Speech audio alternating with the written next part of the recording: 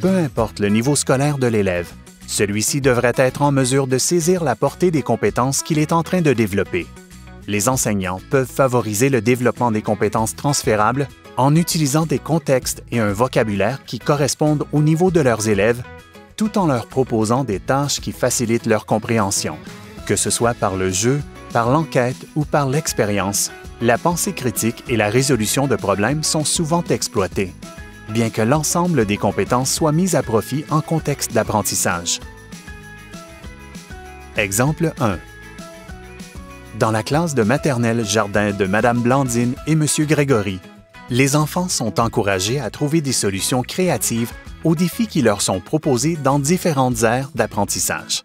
L'équipe pédagogique leur offre des jeux de construction, des jeux de stratégie, de mémoire, d'observation ou encore du matériel d'art. Ces activités les encouragent à penser de manière critique et créative dans un environnement ludique. Exemple 2. Dans la classe de 5e année de Monsieur Christian, les élèves mènent une enquête sur les besoins de leur communauté afin d'identifier un problème et trouver des solutions créatives pour y répondre. Pour donner suite à cette enquête, ils choisissent de miser sur la problématique du vandalisme dans nos parcs et travaillent présentement à planifier un événement de nettoyage ainsi qu'une campagne de sensibilisation. Exemple 3.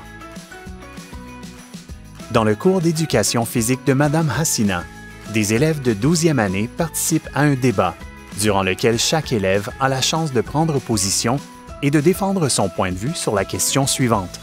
Les compétitions sportives devraient-elles être mixtes pour les élèves, indépendamment de leur identité de genre? Les élèves font preuve de pensée critique afin de soutenir leur position en utilisant des preuves et des arguments convaincants.